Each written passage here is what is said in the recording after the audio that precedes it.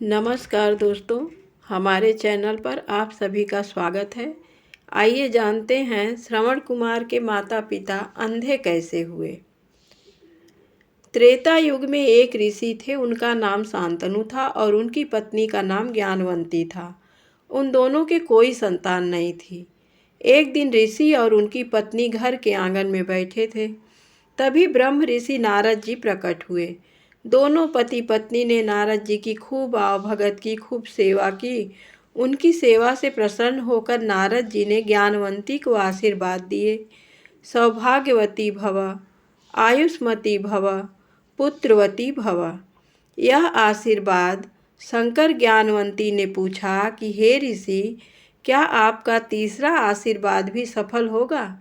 इस पर नारद जी ने कहा कि हे ज्ञानवंती, ऋषि के कहे हुए शब्द कभी मिथ्या नहीं होते, लेकिन मेरी एक शर्त है। तुम्हें पुत्र प्राप्त करने के लिए दोनों को नैमिषारण्य वन में वर्ष तक ब्रह्मा जी की कठोर तपस्या करनी पड़ेगी।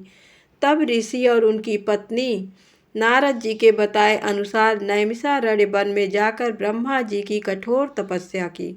उनकी तपस्या से प्रसन्न होकर ब्रह्मा जी ने उन्हें दर्शन दिए और वर मांगने को कहा।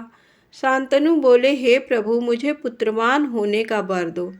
तब ब्रह्मा जी ने उन्हें कहा कि पुत्र अवश्य प्राप्त होगा, लेकिन मेरी एक शर्त है कि तुम्हारे घर में पुत्र होने पर तुम दोनों की नेत्र ज्योति चली जाएगी।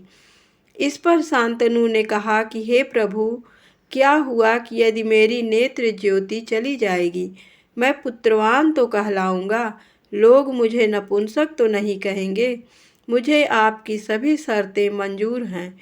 इस पर ब्रह्मा जी ने कहा कि मैं तुम्हें आशीर्वाद देता हूँ कि तुम्हें पुत्र प्राप्ति होगी, और यह भी आशीर्वाद देता हूँ कि तुम्हारे इस पुत्र का नाम संसार में युगों युगों तक याद किया जाएगा।